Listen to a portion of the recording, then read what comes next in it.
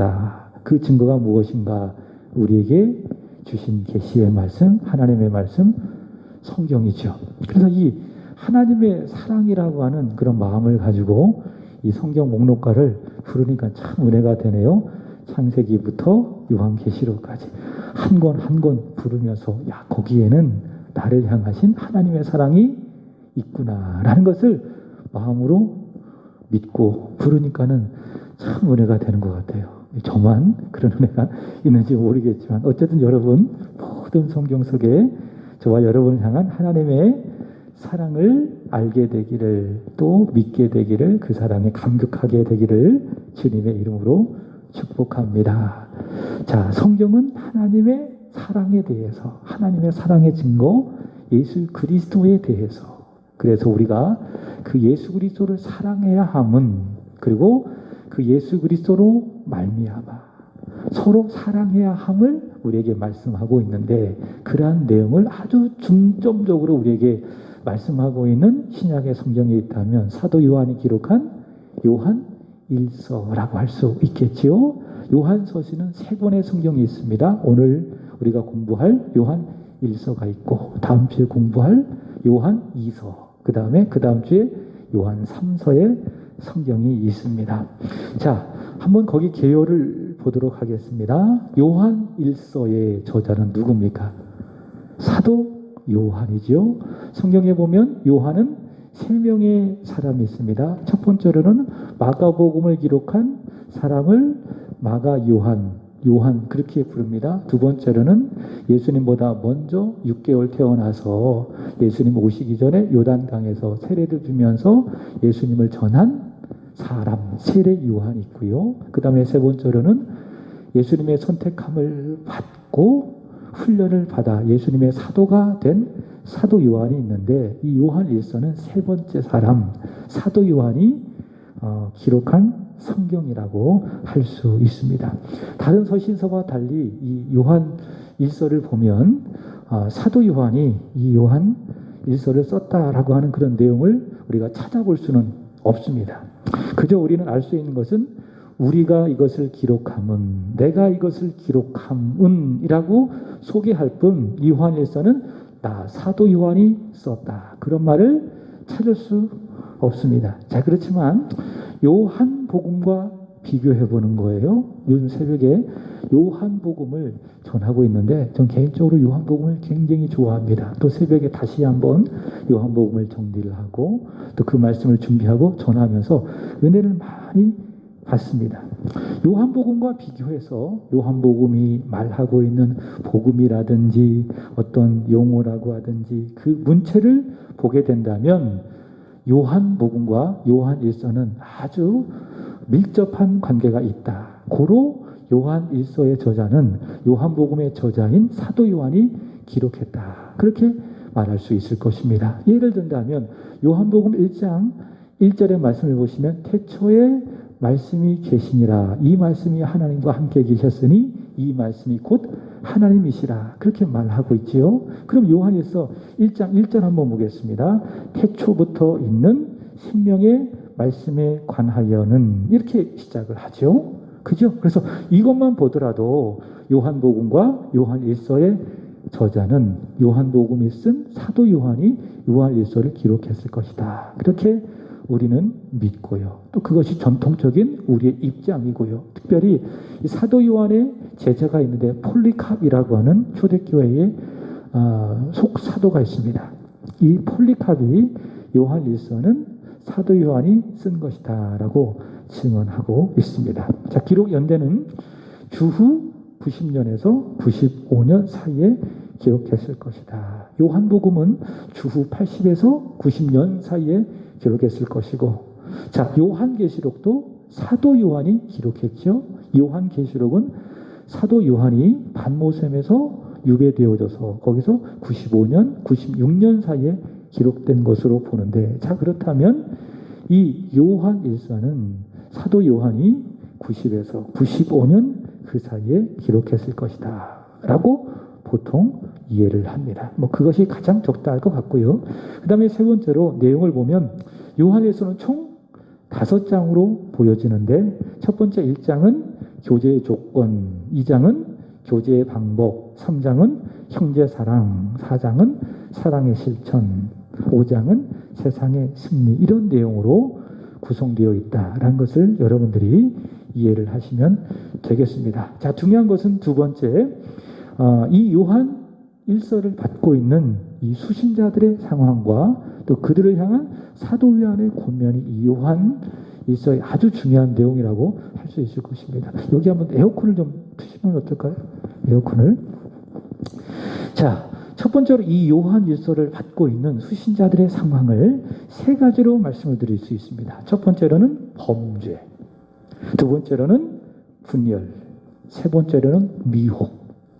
범죄, 분열, 미혹이라고 하는 요 세 가지 상황에서 사도 요한이 권면하는 내용이 바로 요한 일서이다. 물론 다른 내용도 있지만은 요 세 가지의 큰 틀 안에서 요한 일서를 여러분이 이해를 하시면은 정리가 될 것입니다. 자, 어떤 상황에서 쓰여졌다고요? 첫 번째로는 범죄, 두 번째로는 분열, 세 번째로는 미혹. 요 세 가지 상황 속에서 사도 요한이 인식을 하고 교회에게 권면하는 서신이다. 그렇게 이해를 하면 되겠습니다. 자, 첫 번째 범죄입니다.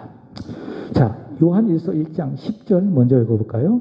시작. 만일 우리가 범죄하지 아니하였다 하면 하나님을 거짓말하는 이로 만드는 것이니 또한 그의 말씀이 우리 속에 있지 아니하리라. 자, 이 요한 1서를 쓰고 있는 사도 요한조차도 우리가 범죄하지 아니하였다 하면, 이런 말을 통해서 사도 요한도 자신도 예수를 믿고 구원받아 하나님의 자녀가 되었지만은 범죄할 수 있는 가능성을 갖고 있다라는 것을 전제하는 것을 볼 수가 있습니다. 여러분, 예수를 믿은 사람은요, 구원을 받은 사람은 범죄하지 않는 자가 아닙니다. 범죄하지 않는 자가 아니라는 거예요. 잘 이해를 하셔야 돼요. 근데 예수를 믿으면 모든 죄를 다 용서받는다, 받았다, 그리고 죄를 지을 수 없다. 구원을 그렇게 이해하는 사람들이 누구인가 하면 대표적으로 박옥수와 같은 구원파 이단들이에요. 그래서 그들은 예수를 믿음으로 말미암아 모든 죄를 용서받았기 때문에 내가 지은 이 죄도 별로 문제가 되지 않는다. 그래서 죄를 지으면서도 전혀 그 문제에 대하여 양심의 가책을 느끼지 않는 사람들이 구원파 이단들입니다. 자, 그러나 성경은 그렇게 이야기하지 않습니다. 우리가 예수를 믿었다, 죄 용서를 받았다. 그것은 어떤 의미인가 하면은 범죄를 할 수도 있고 안 할 수도 있다, 그 말입니다. 바로 그겁니다. 그러니까 예수를 안 믿으면은 구원받지 못하면 항상 짓는 것이 죄밖에 없습니다. 하나님 앞에서의 마음의 죄를 말하는 것이에요. 그러나 예수를 믿잖아요. 그러면 어떤 상태가 되어지느냐? 죄를 지을 수도 있고요, 죄를 안 지을 수도 있습니다. 그것이 무엇이냐? 우리가 죄로부터 해방되었다라고 하는 의미입니다. 잘 이해를 하셔야 돼요. 아시겠죠? 우리가 예수를 믿으면은 죄를 안 짓는다, 그런 의미가 아니라 죄를 안 지을 수 있는 능력이 있다 라고 하는 것입니다. 그리고 죄를 지었을 때에 회개할 수 있다. 바로 그것이 내가 죄로부터 해방되었다라고 하는 의미인 것입니다. 자, 그래서 예수를 믿었다 할지라도, 죄 용서 받았다 할지라도 죄를 짓습니까? 안 짓습니까? 죄를 짓는 거예요. 그리고 제 경우를 제가 말씀드렸던 경험이 있는데, 제가 중학교 3학년 때 예수님을 인격적으로 만났습니다. 하나님이 나를 사랑하심을 내가 믿게 되었습니다. 내가 하나님을 택한 것이 아니라 하나님이 나를 택하셔서, 내가 하나님을 사랑하는 것이 아니라 하나님이 먼저 나를 사랑하셨다, 이 사실을 내가 믿게 되니 하나님이 내게 다가오셨어요. 그리고 나를 안아주셨어요. 그리고 말씀해 주셨어요. 나는 너를 사랑한다. 그렇게 제가 인격적으로 중학교 3학년 때 예수님을 만났어요. 예수님을 만나니 세상이 달리 보이더라고요. 똑같은 자리에서 예배드리고, 똑같은 자리에서 성경 보고, 똑같은 자리에서 기도하고, 똑같은 자리에서 그 찬송을 부르는데도 불구하고 달리 느껴지더라고요. 그전에는 흘리지 않았던 눈물이 막 흐르고, 그 구원의 기쁨과 감격이 너무 감사하더라고요. 그 다음에 죄를 안 지을 줄 알았어요. 그 은혜가 너무 크니까. 근데 시간이 지남에 따라서 구원의 그 은혜가 점점 소멸되어지더니 구원받기 전에 내가 주님을 만나기 전에 지었던 그 죄를 내가 짓고 있더라고요. 깜짝 놀랐어요. 나 구원 받은 건가? 제 스스로도 의문이 생기더라고요. 여러분, 우리가 예수를 믿었다라고 하는 것은 내가 죄를 안 짓는다 그런 의미가 아닙니다. 예수를 믿어도 죄를 지을 수 있습니다. 더 많이 지을 수 있어요. 예수 믿기 전부터. 이번에 정인이 사건을 일으킨 그 양부모가 아십니까? 한동대학교 출신이라는 것을. 그리고 그 부모님들이 다 목회자예요. 목회자 가정에서 자랐어요. 한동대학교 기독교 복음 중심의 대학에서 교육을 받았습니다. 예수 믿은 사람이에요. 근데도 그런 엄청난 죄를 저지를 수 있는 것입니다. 예수를 믿었다고 해서 죄를 지어야 안 져요? 지을 수 있다. 더 많이 지을 수가 있다. 그러나 내가 예수를 믿고 죄 용서 받았다라고 하는 건 어떤 의미냐? 이것이 하나님 앞에 큰 죄인지를 내가 말씀으로 깨닫고 성령 앞에서 내가 깨닫고 하나님 앞에 회개할 수 있는 것이 무엇입니까? 그것이 바로 구원받은 자의 증거이다라고 하는 것이죠. 자, 그래서 사도 요한도 이야기하는 거예요. 우리가 만일 범죄하지 아니하였다 하면 우리 다 예수를 믿었음에도 불구하고 죄를 지을 수 있는 사람이다. 2장 1절 시작. 나의 자녀들아 내가 이것을 너희에게 쓰면 너희로 죄를 범하지 않게 하려 함이라. 여기까지 보세요. 자, 어떤 사람에게 죄가 범하지 않는다고요? 말씀이 있는 사람. 다 예수를 믿어도 죄를 범할 수 있기 때문에요. 그러나 말씀을 가지고 있는 사람, 말씀으로 내 안에 채워져 있는 사람, 죄를 안 짓는 것입니다. 그죠? 말씀이 들어와 봐요. 말씀이 내 생각을 지배해봐요. 말씀이 내 지성과 내 의지를 지배해봐요. 그럼 그 사람이 죄를 쉽게 지을 수 있느냐? 그렇지 않습니다.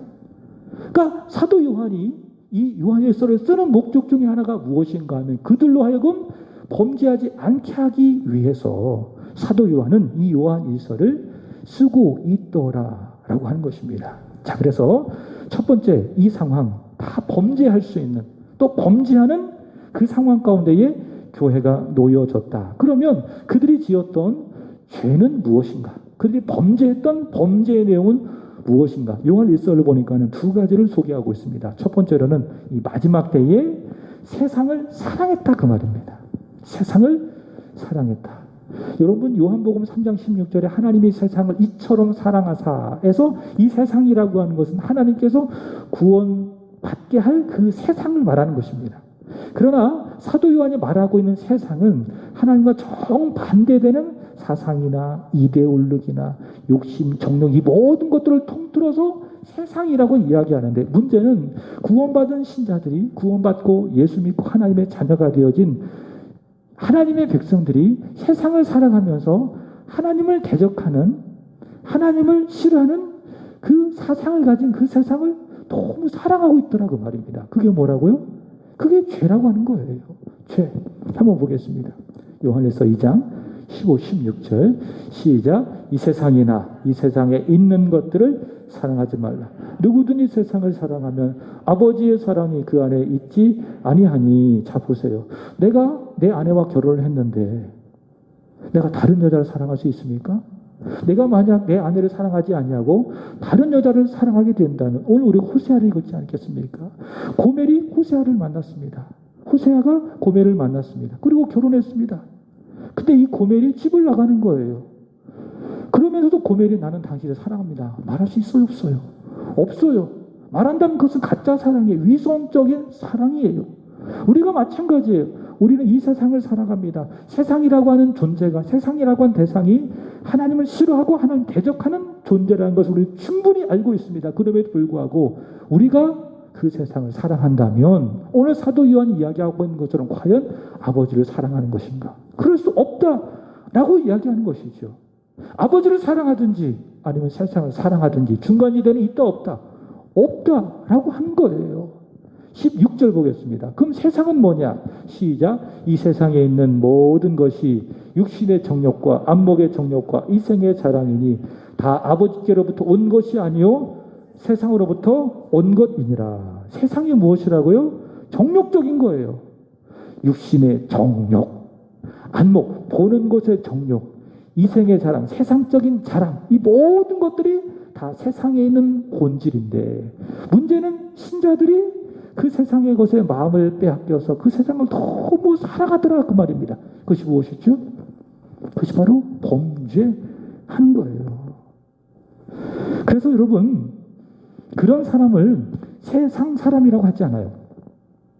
세상 사람은 거듭나지 않는 사람을 말하는 거예요. 오늘 요한복음 3장을 제가 새벽에 전했는데 거듭나지 않는 사람의 대표가 누구죠? 니고데모예요.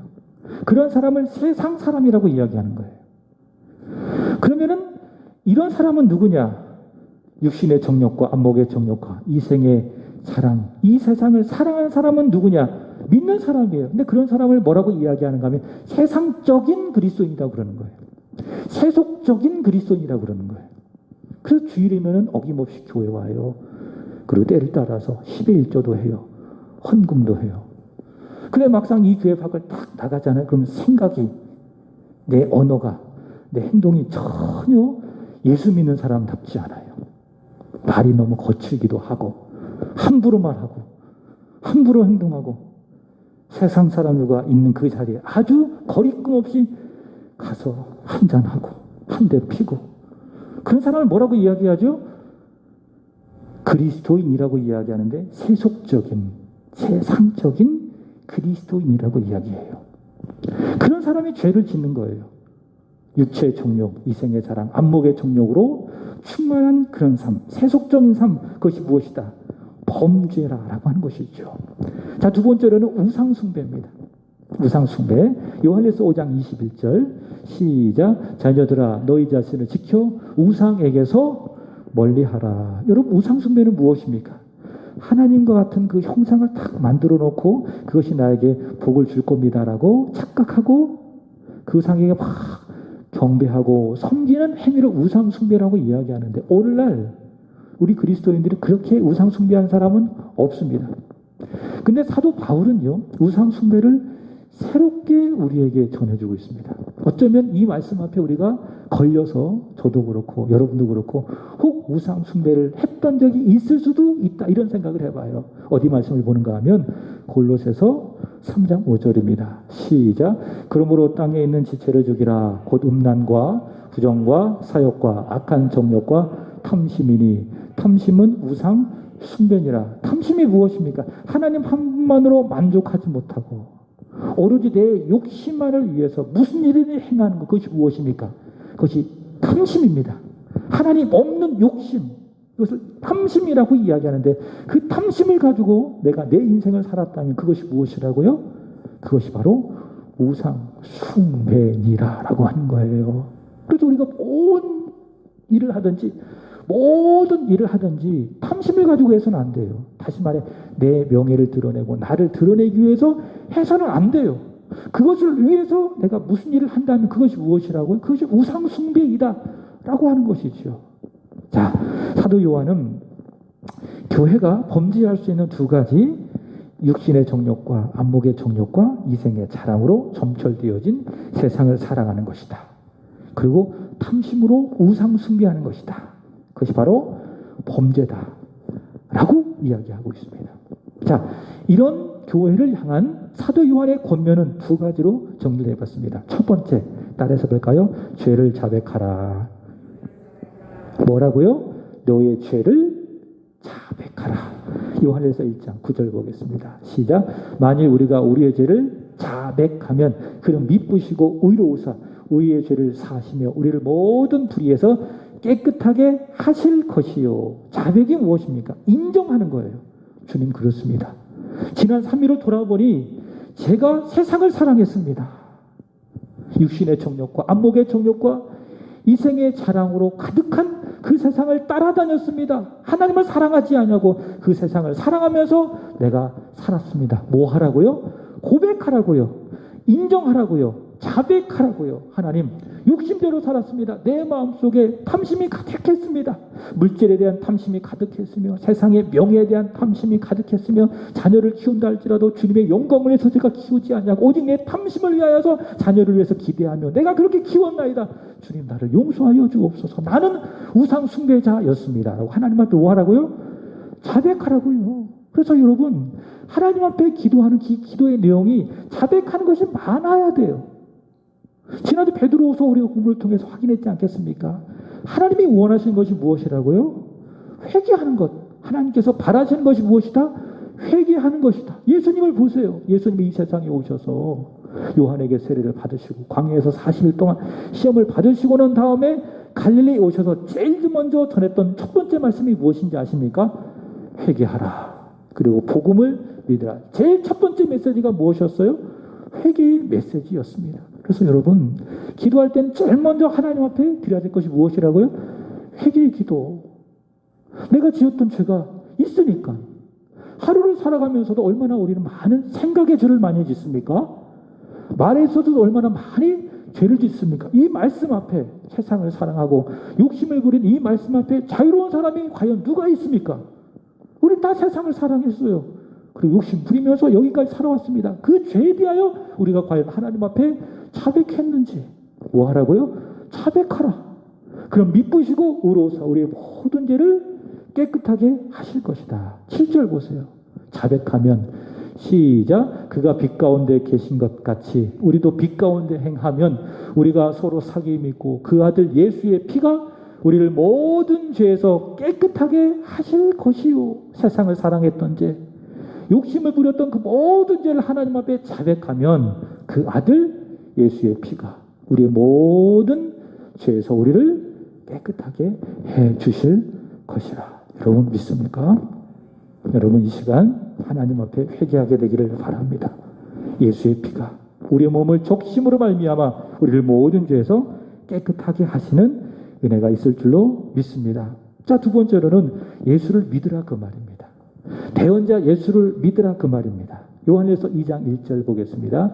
시작. 나의 자녀들아 내가 이것을 너희에게 쓰면 너희로 죄를 범하지 않게 하려 함이라. 만일 누가 죄를 범하여도 아버지 앞에서 우리에게 대언자가 있으니 곧 의로우신 예수 그리스도시니라. 아멘. 여러분 하나님이 우리가 범죄할 때마다 우리가 자백하면 용서해 주세요. 우리의 죄를 씻어 주세요. 근데 분명히 알아야 됩니다. 내가 자백했기 때문에 용서해 주신 것이 아니라 예수의 피를 보시고 하나님 보좌 우편에서 우리를 위해서 대언하시는, 우리를 위해서 십자가의 구속의 공로로 의로우신 예수께서 대언하시는 그것을 보시고 하나님은 회개하는 나를 용서해 주시는 거예요. 아멘. 내가 회개해서 용서해 주신 것이 아니라 그 말이죠. 여러분 내가 죄인인데 내 회개가 하나님 앞에 무슨 의미가 있겠습니까? 하나님이 내가 자백하면 회개하면 용서해 주신 이유는 단 하나예요. 예수께서 그런 나를 위해서 십자가에서 죽으셨고, 오늘 요한일서 2장 1절의 말씀을 본다면 하나님 보좌 우편에서 아버지 앞에서 나를 대신하여 대언하시는 의로우신 예수 그리스도가 있기 때문에 내가 나의 죄를 자백하면 하나님은 내 모든 불의를 깨끗하게 해 주신다라고 하는 것입니다. 이것이 복음이에요. 자, 두 번째로는 분열입니다. 왜 분열될까? 여러분 어떤 교회는 이렇게 분열된 교회들이 굉장히 많습니다. 주일날 같은 자리에서 예배를 드리지만은 다 파가 있어. 누구누구 권사파, 누구누구 집사파, 누구누구 장로파, 다 이런 파가 있어서 예배를 드리는 교회가 종종 있습니다. 심한 교회는 주일날 같이 모이는데 저기 교육과에서는 장로파가 모여서 예배를 드리고 이 본당에서는 담임 목사파가 모여서 예배를 드리고 그런 경우도 있습니다. 여러분 교회가 왜 자꾸 분열될까요? 우리 교회는 저는 분열되지 않는다고 믿습니다. 왜? 인원이 많지가 않아요. 첫 번째로는. 두 번째로는 서로 마음이 착하고 서로 사랑해야 됨을 분명히 알고 있기 때문에, 또 실천하고 있기 때문에 저는 믿어요. 또 그렇게 하고 싶어요. 우리 교회는 분열되지 않는 하나의 공동체다. 여러분 왜 교회가 분열이 됩니까? 왜 누구누구를 중심으로 마치 고린도 교회처럼 분열됩니까? 이유는 단 하나예요. 사랑. 서로 사랑하지 않기 때문에. 자, 예수님께서 마지막 때에 나타나는 현상 중에 하나가 무엇인가 하면 사랑이 식어진다고 말씀하셨습니다. 마태복음 24장 12절 보겠습니다. 시작. 불법이 성함으로 많은 사람의 사랑이 식어지리라. 자, 마지막 때에 나타나는 현상 중에 무엇이라고요? 사랑이 식어진다. 그래서 세상에서도 사랑이 없어요. 그래서 일적인 관계로만 묶여져 있어서 사랑 없이 서로 지내기도 하고, 심지어 가족 간에도, 부부 간에도 식어진 사랑의 냉랭한 관계 속에 지내는 경우가 많이 있는데, 무엇이냐? 마지막 때에 나타나는 현상인데, 그 사랑이 식어지는 현상이 사랑의 공동체인 교회 안에 이루어지고 있는 거예요. 그래서 어떤 현상이 벌어지느냐? 형제를 사랑함에도 불구하고 형제를 미워하는 거예요. 요한일서 3장 15절 시작. 그 형제를 미워하는 자마다 살인하는 자니 살인하는 자마다 영생이 그 속에 거하지 아니하는 것을 너희가 아는 바라. 형제는 누구를 말하는 겁니까? 예수께서 대신하여 죽으신 바로 그 형제를 말하는 거예요. 예수를 믿는 사람을 말하는 거예요. 그 형제를 뭐 하고 있다고요? 미워하고 있다고요. 여러분, 누군가를 미워하는 것이 더 힘듭니다. 미움을 받고 있는 사람보다 미워하는 게 더 힘듭니다. 여러분, 그렇지 않아요? 차라리 미움 받는 사람은 별로 신경 안 씁니다. 근데 미워하는 사람이 더 힘듭니다. 여러분, 교회 안에 미워하는 사람이 없어야 돼요. 그게 교회입니다. 세상의 공동체는 그런 사람이 있을 수가 있습니다. 세상 육체의 정욕과 안목의 정욕과 이생의 자랑으로 점철되어진 곳이기 때문에 세상에는 충분히 사랑도 있고 또 미움도 있을 것이다. 그러나 교회는 미워하는 것이 없어야 되는 것입니다. 자, 교회 안에는 그럼에도 불구하고 형제를 미워하는 일이 있었습니다. 자, 그러니 어떻게 되어졌느냐? 요한일서 3장 18절 시작. 자녀들아, 우리가 말과 혀로만 사랑하지 말고 행함과 진실함으로 하자.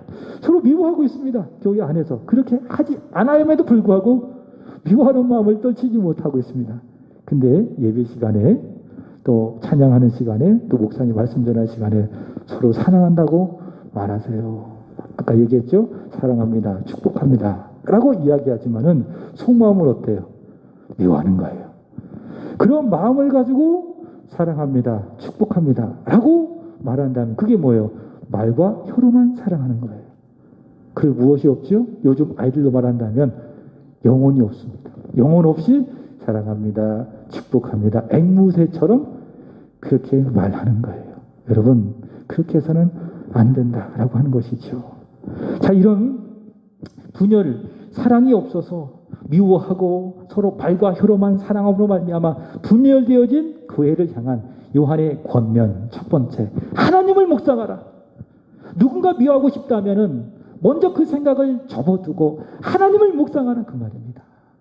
여러분, 내 육체의 정욕이 확 올라오잖아요? 그럼 그때를 딱 멈추세요. 그리고 누구를 묵상해요? 우리 주님을 묵상하세요. 그게 믿음입니다. 그럼 육체의 정욕이 다스려져요.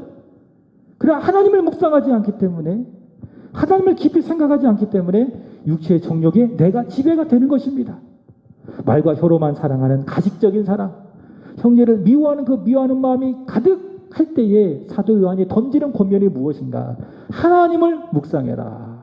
하나님은 어떤 분이시냐? 너를 향하여 너를 사랑하시는 분.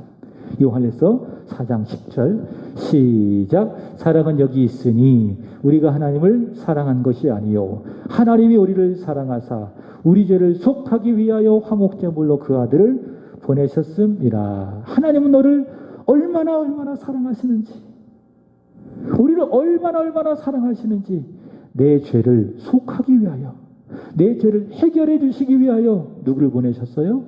아들을 보내셨고 그 아들을 화목제물로 십자가에서 달려 죽게 했다라고 하는 거예요. 그래서 여러분, 하나님의 사랑은요 공허한 외침이 아닙니다.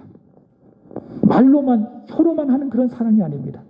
하나님의 사랑에는 증거가 있습니다. 내용이 있습니다. 그것이 무엇이죠? 아들 예수 그리스도예요. 그를 화목제물로 주신 것입니다. 그래서 여러분, 요한복음과 함께 우리가 늘 읽고 있는 로마서 5장 8절의 말씀을 보시면 그런 말씀이 있지 않겠습니까?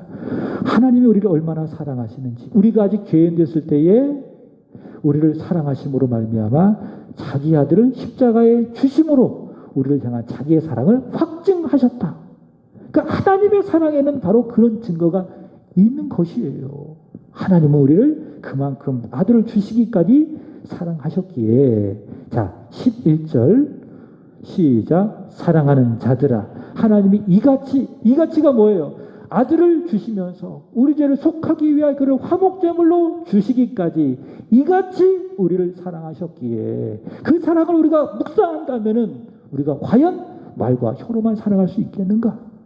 형제와 자매를 미워할 수 있겠는가? 그렇지 않다. 서로 사랑할 수 있다. 그리고 사랑하는 것이 마땅하다. 로마서 8장을 전하면서 또 오늘 요한일서 이 4장 11절의 말씀을 전하면서 두 가지를 정리했습니다. 우리가 마땅히 해야 될 게 두 가지로구나.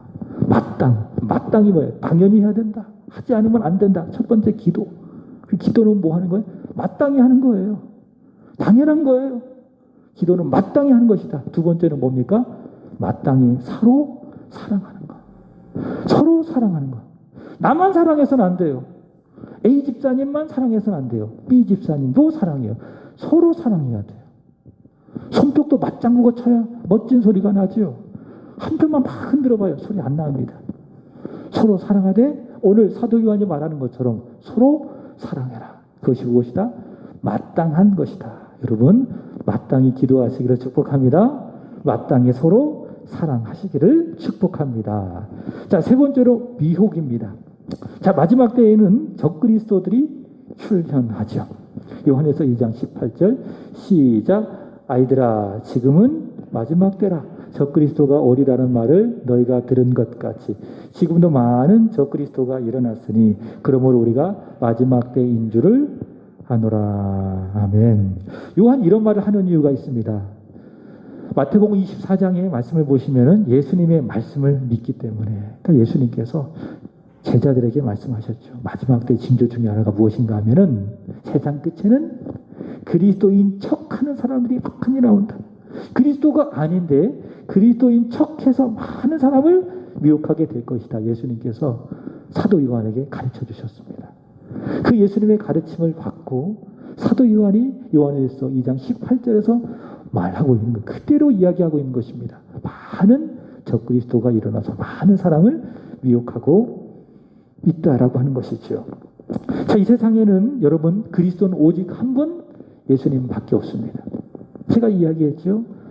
구약은 39권인데 그리스도 구원자를 말하는 거예요. 그리스도는 구원자가 오신다. 그것이 바로 구약이고 신약은 구원자 그리스도가 오셨다. 그분이 누구시다? 예수님이시다. 이게 이제 우리가 믿고 있는 성경의 내용이고 복음인데 그리스도는 딱 한 분이어야 합니다. 한 분밖에 없습니다. 누구시죠? 예수님. 그래서 예수 그리스도라고 이야기하는 거예요. 자, 근데 성경을 믿으면서도 불구하고 예수님이 그리스도가 아니라 다른 누군가가 그리스도라고 가르치는 사람들을 이단이라고 이야기하는 거예요. 그리고 내가 그리스도라고 사람들에게 이야기해서 잘못된 말로 사람을 미혹해서 그 영혼을 파괴시키는 사람들을 사이비 교주라고 이야기하는 거예요.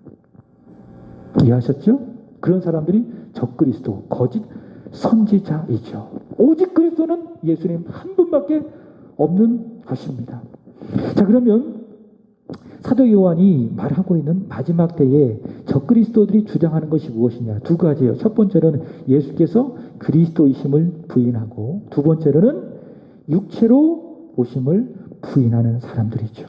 예수님께서 그리스도가 아니라 예수님도 그리스도고 다른 누구도 그리스도다 이렇게 주장한다거나 예수님 그리스도가 아니라 누구누구가 그리스도다. 내가 그리스도라고 주장하는 게 적그리스도예요.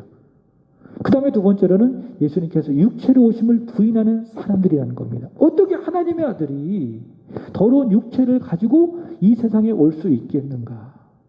이 세상에 오신 예수님은 하나님의 아들이라 일종의 환영일 뿐이다. 그리스도가 아니라 하나님의 아들이다. 그래서 그리스도께서 육체로 오신 것을 부인하는 적그리스도들이 많이 있었습니다. 이에 대하여 사도 요한이 강력하게 권면하는 겁니다. 첫 번째, 예수님은 물, 피, 성령으로 임하셨고 물, 피, 성령의 증언을 받으셨다. 한번 볼까요? 요한에서 5장 6절 시작. 이는 물과 피로 임하신 이신이 곧 예수 그리스도시라. 물로만이 아니요 물과 피로 임하셨고 증언하는 이는 성령이시니 성령은 진리니라. 자, 보세요. 물은 뭘 말하는 것인가 하면은 예수님께서 세례 요한에게 세례를 받으실 때 무엇으로 받으셨어요? 물로서 받으셨잖아요. 그죠? 물로써 예수께서 세례를 받으심으로 말미암아 하나님의 아들 예수는 그리스도이심이 증명이 됐습니다. 그리고 피는 무엇을 말하는 것입니까? 예수님의 십자가의 피를 말하는 것입니다. 하나님의 아들께서 육체로 오셔서 십자가에 달리심으로 말미암아 너희가 보는 바 그분이 피를 흘리셨다. 그 다음에 성령께서 우리에게 증언하는 바가 무엇입니까? 진리신 성령께서 우리에게 증언하는 바가 무엇입니까? 예수님이에요. 제가 늘 이야기하죠. 성령의 충만함은 예수로 충만한 거예요. 어떤 신령한 환상을 보고 소위 말하는 은사를 깊이 경험하고 방언을 말하고 물론 그것도 성령의 충만한 증거가 될 수 있습니다. 그러나 성령의 충만함은 뭐예요? 오늘 우리 권사님이 선곡 참 잘하셨어요. 갈라디아서 2장 20절 내가 그리스도와 함께 십자가에 못 박혔나니 이제는 내가 내 안에 사는 것이 아니요 내 안에 누가 살아요? 예수가 사는 거예요. 그래서 나는 죽고 오직 예수로 충만한 것. 내 생각이 예수의 생각이고 내 말이 예수의 말이고 그 사람들을 통해서 예수의 향기를 증거하는 삶, 그게 성령의 충만이고 성령의 충만한 삶이에요. 성령은 누구를 증거하느냐? 진리 대신 성령은 누구를 증거하느냐? 예수를 증언하는 거예요. 예수께서 이 세상에 육체로 오셨음을 그리스도이심을 성령께서는 증언하고 있는 것입니다. 그래서 예수님은 물과 피와 성령으로 육체를 가지고 임하셨고 물로서 피로서 진리신 성령으로서 예수께서는 하나님의 아들이시고 그리스도이시고 육체 가운데 육체로 우리 가운데 오신 하나님이심을 우리에게 증언하고 있다라고 하는 것이죠. 자, 그 다음에 예수 안에 있는 자만이 생명을 누릴 수가 있다라고 하는 거예요. 요한에서 5장 12절 시작 아들이 있는 자에게는 생명이 있고 하나님의 아들이 없는 자에게는 생명이 없느니라. 여기서 말하는 생명이라는 것은 물리적인 생명이 아닙니다. 뭘 말하는 것이죠? 영적인 생명을 말하는 거예요. 하나님의 자녀가 되어 살아가는 영적인 생명. 요한복음엔 이 생명을 조회라고 이야기하죠. 조회. 영적 생명을 말하는 거예요. 그 생명을 누가 받느냐? 아들이 있어야 돼요. 아들을 믿어야 돼요. 아들을 붙잡아야 돼요. 그래서 거듭나면 믿음으로 거듭나면 아들이 있어요. 그럼 그 안에 무엇이 있습니까? 예수의 생명이 있는 겁니다. 반대로 아들이 없는 자에게 예수를 믿지 않는 자에게는 무엇이 없다? 생명이 없다.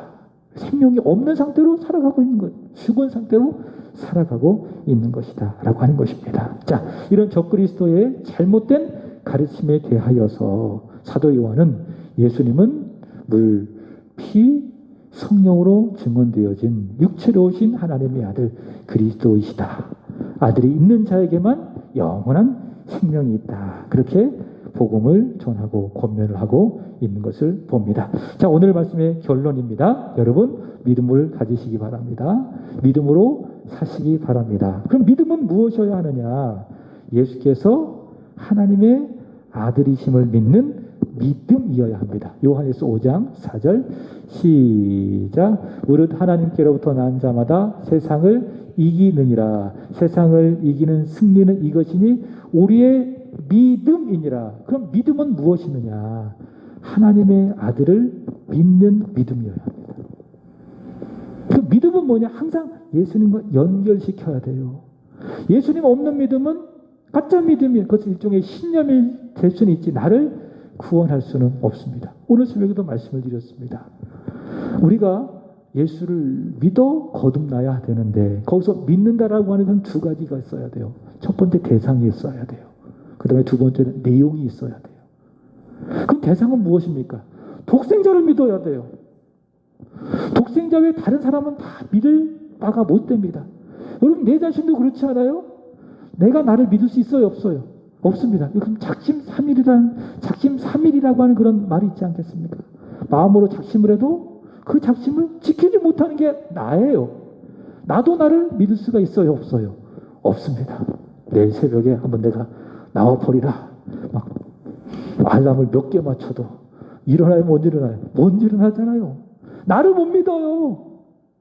다른 사람도 마찬가지예요. 믿을 대상이 못 돼요. 부부관계 속에서도 때론 믿을 것이 못 되는 경우가 종종 있습니다. 사람은 무엇인가 하면 믿을 대상이 아니라 살아갈 대상이에요. 제가 저희 외삼촌이 성남에서 목회를 하시는데 예전에 그러시더라고요. 야, 목회하면서 절대로 성도들 믿지 마. 사랑해야 돼. 그런 얘기를 하시더라고요. 사랑이 한수위 아니겠습니까? 그죠? 사람은요, 저도 그렇고요, 여러분도 그렇고요, 서로의 관계 속에서 그렇고요, 믿어서는 안 돼요. 뭐 해야 돼요? 사랑해야 돼요. 사랑하면 됩니다. 사랑이 답입니다. 사랑이 모든 것을 이기는 줄로 믿습니다.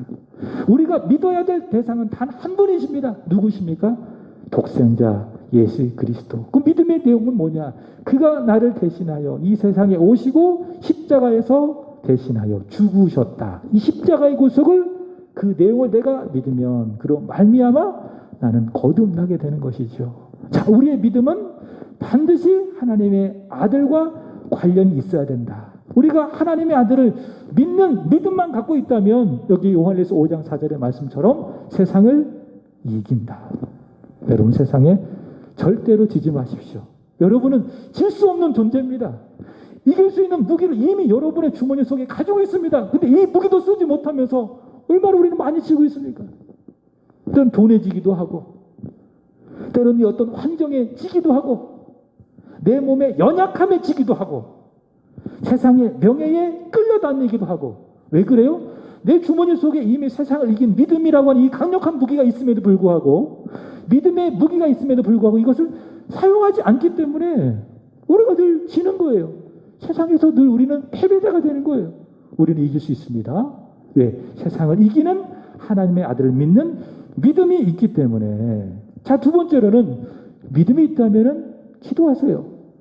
그리고 기도에는 반드시 응답이 있는 줄로 믿습니다. 아까 말씀을 드렸죠. 마땅히 해야 될 게 두 가지라고요. 첫 번째는 기도하고, 마땅히 기도하고, 두 번째는 마땅히 서로 사랑하고. 여러분, 믿음이 있다면 뭐 하십니까? 기도하시는 것입니다. 요한일서 5장 14절 시작. 그를 향하여 우리가 가진 바 담대함이 이것이니 그의 뜻대로 무엇을 구하면 들으심이라. 여러분 속에 믿음이 있잖아요. 하나님의 아들을 믿는 믿음이 있다면은 분명히 잊지 마세요. 내가 기도하잖아요. 그러면 하나님의 뜻대로 구해요. 바꿔 이야기한다면 믿음이 아주 작은 믿음이거나, 믿음이 아주 연약한 믿음이거나, 믿음이 없잖아요. 그러면 육신의 정욕대로 구하는 거예요. 그래 놓고 기도 응답 안 한다고 하나님 탓할 거 무엇이 있겠습니까? 믿음이 있잖아요. 바른 믿음이 있잖아요. 하나님의 아들을 믿는 바른 믿음이 있으면은 그의 뜻대로 구하는 거예요. 여기 말씀처럼 먼저 그의 나라와 그의 의를 구하게 되는 겁니다. 그러면 하나님께서 무엇을 구하든지 들으시고 응답하여 주신다. 여러분, 믿음 있으십니까? 믿음으로 남은 한 주간 세상을 이기시기 바랍니다. 믿음으로 그의 뜻대로 구하여 무엇이든지 응답받기를 주님의 이름으로 축복합니다. 기도하겠습니다. 좋으신 하나님, 오늘 사도 요한이 기록한 요한 일서를 통해서 우리에게 귀한 말씀을 듣게 해주셔서 감사합니다. 우리는 육체로 오신 하나님의 아들, 우리의 구주 예수 그리스도를 믿습니다. 하나님, 그 믿음으로 죄를 이기게 하여 주시고 마땅히 사랑하되 서로 사랑하게 하여 주시고 적그리스도의 미혹들을 분별하여 하나님 복음의 진리 위에 굳게 서게 하여 주시고, 하나님 그 믿음으로 세상에 지배받는 자가 아니라 세상을 이기는 자가 되게 하여 주시고, 그 믿음으로 그의 뜻대로 구하는 곳마다 응답받는 믿음의 사람, 믿음의 영웅 되게 하여 주옵소서. 하나님, 우리 길호연 손용섬 집사님 귀한 예물을 주님 앞에 올려드립니다. 특별히 우리 둘째 아드님 우리 길영근 씨 긍휼히 여겨 주시고 하나님의 때, 하나님의 타이밍에 속히 구원하여 주시기를 원합니다. 그의 영혼이 예수 믿게 하여 주시고 구원받게 하여 주시고 세상을 이기는 사람, 기도하며 응답받는 믿음의 사람으로 세워지게 하여 주옵소서. 길이시고 진리시고 생명이신 예수를 믿는 믿음으로 살아가는 귀한 아들 되게 하여 주옵소서. 무슨 일을 하든지 어디에 있든지 늘 하나님 안전하게 지켜주시는 은혜도 있게 하여 주옵소서. 모두 주 앞에 예배하는 모든 이들의 마음 가운데 하나님의 은혜가, 하나님의 평안함이 있게 하여 주옵소서. 남은 한 주간 동안도 주신 말씀을 기억하며 묵상하며 순종하며 살아가도록 은혜 위에 은혜를 더하여 주옵소서. 감사하며 구주 예수님의 이름으로 기도하옵나이다. 아멘. 하늘에 계신 우리 아버지,